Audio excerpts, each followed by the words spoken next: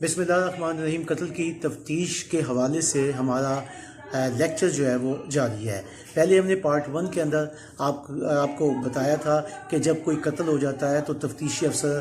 اس کو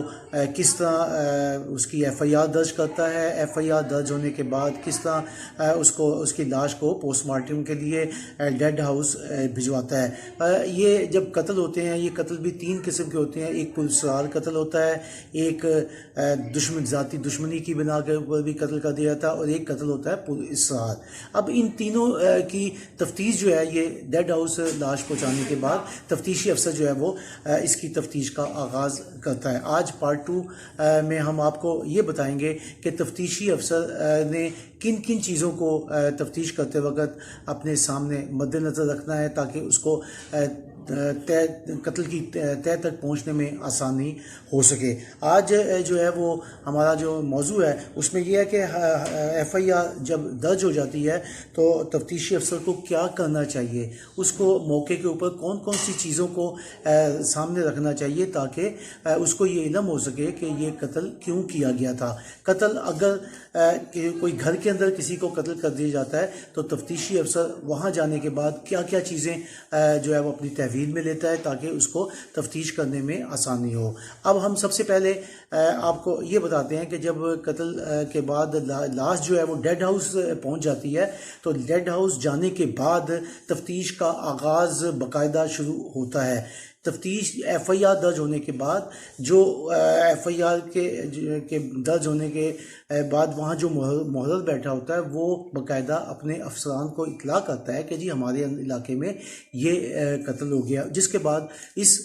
قتل کی تفتیش کا آغاز جو ہے وہ کیا جاتا ہے۔ تفتیشی افسر جو ہے وہ جب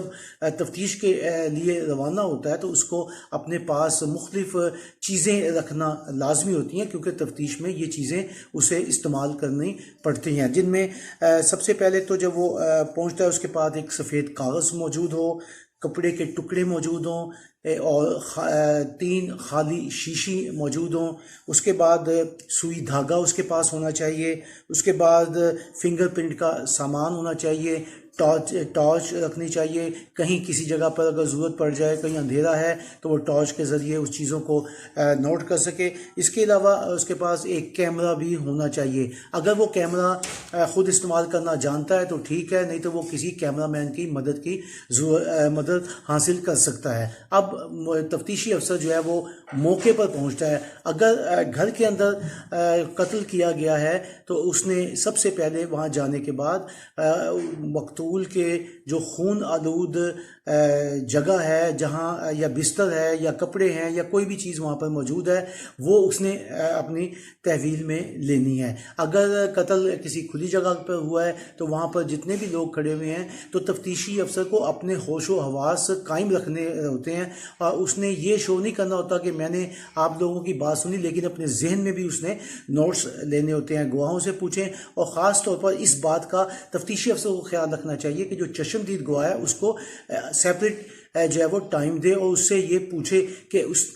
اس نے کیا اپنی آنکھوں سے دیکھا۔ اس کے بعد یہ بھی دیکھنا ہوتا ہے کہ جو قتل ہوا ہے اس کی جو لاش ہے، اگر وہ موقع پر جاتا ہے وہاں سے جو لاش ملتی ہے تو وہاں پہ اس نے نقشہ جو بنایا ہے تو اسے یہ بھی معلوم ہونا چاہیے کہ جب ہم نے نقشہ بنایا ہے تو اس میں مقتول کو اگر کوئی آلات کے ساتھ تیز دھار آلات سے قتل کیا گیا ہے تو اس کے جو جسم پر ضربات ہیں اس کا بھی جائزہ لینا چاہیے کہ کتنی ضربات جو ہے وہ لگی تھیں اور اس کا خون جو ہے وہ کتنا بہہ گیا تھا۔ بعض اوقات یہ ہوتا ہے کہ قتل کسی جگہ پر کر دیا جاتا ہے اور اسے اٹھا کر کسی اور جگہ پر ڈال دیا جاتا ہے، ملزم ڈال دیتا ہے تاکہ وہ تفتیش میں اپنے آپ کو بچا سکے۔ بعض پولیسرار اسی طرح یہ قتل جو ہے وہ بعض وقت پولیسرار تو اہمیت بھی اختیار کر جاتا ہے، لیکن یہ تفتیشی افسر کے اوپر منحصر ہے کہ وہ کس طریقے سے جو ہے وہ اس تفتیش کو دیکھتا ہے۔ یہاں پر میں ایک بات یہ بھی آپ کو بتاتا چلوں کہ جب آپ جو تفتیشی افسر ہے جب وہ موقع پر پہنچتا ہے تو جب وہ دیکھتا ہے کہ جو آدمی گھر میں زیادہ رو رہا ہے اس کے اوپر اسے زیادہ توجہ دینے کی ضرورت ہے. بعض وقت یہ ہوتا ہے کہ جو آدمی زیادہ رو پیٹ رہا ہوتا ہے وہی قتل کے کیس کے اندر ملوث ہوتا ہے, اور وہ اکثر اوقات یہی ہوتا ہے کہ جو قتل کرنے والا ہے وہ مدعی کے ساتھ مل کر تلاش کر رہا ہوتا ہے, حالانکہ اس نے خود اس کو قتل کیا ہوتا ہے. تو بعض وقت یہ ہوتا ہے کہ اگر بیوی نے خامند کو مروایا تو وہ یہ کہہ دیتی ہے کہ جی ڈکیتی کی واردات میں اس کو مارا گیا ہے, حالانکہ وہ اپنے آشنا کے ساتھ مل کر اس کو جو ہے وہ قتل کروا دیتی ہے. یہ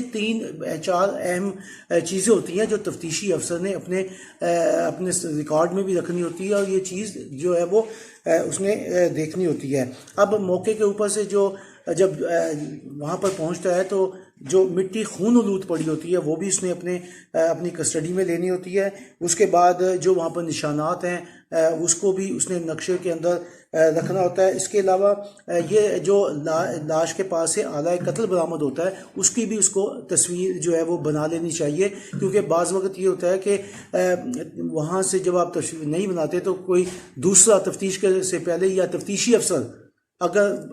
بد دیانتی کرے یا کچھ کرے تو وہ اعلی قتل جو ہے وہ بھی چینج جو ہے وہ کر دیتا ہے. اب دوسری بات یہ ہے کہ قتل بھی 3 قسم کے جو ہے وہ قتل ہیں. ایک قتل ذاتی ہے, دوسرا ایک حادثہ ہے, اور ایک تیسرا ہوتا ہے خودکشی کرنا. اب یہ تینوں کی تفتیش تو ایک ہی ہوتی ہے, لیکن بعض میں معلوم ہوتا ہے کہ کسی کو قتل کیا, اس کی لاش کو پنکھے کے ساتھ لٹکا دیا, کہا جاتا ہے کہ جی اس نے خودکشی جو ہے وہ کی ہے. تاہم وہاں پر موقع کی نسبت ہر بات جو وہاں پہ گھر اہل خانہ ہے ان کے فردن بیانات کرنا بند کریں, اور ہر بندے کو جب بھی تفتیش ہوتی ہے, تفتیش کا مطلب یہی ہوتا ہے کہ جو آدمی موجود ہے وہاں پر سب کے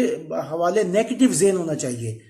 کوئی پتہ نہیں ہے کہ اس کے گھر کے اندر سے کون آدمی تھا جس نے مار دیا ہوگا. تو یہ چیزیں جو تھیں سامنے تھیں, اور ہم نے کوشش کی کہ آپ کو مختصر عرصے میں اتنا بتایا جا سکے. پارٹ 2 ہے, تمہاری تفتیش کا سلسلہ جو ہے وہ جاری رہے گا. اب پارٹ 3 کے اندر ہم آپ کو یہ بتائیں گے کہ اگر کسی کو بغیر پوسٹ مارٹم کے لاش اس کی دفن کر دی جاتی ہے تو پھر تفتیشی افسر کو کیا کرنا چاہیے, اس کے بعد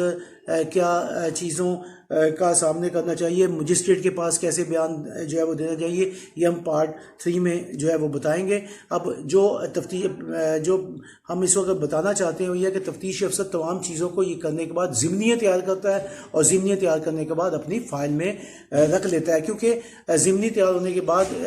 چلان جو ہے وہ مرتب کیا جاتا ہے. اب ہم آپ کو پارٹ 3 میں جو ہے وہ بتائیں گے کہ چلان کس طرح مرتب ہوتا ہے, اور دوسرا یہ کہ اگر کوئی بندہ بغیر پوسٹ مارٹم کے دفنا دیا جاتا ہے تو اس کو کس طریقے سے اس کی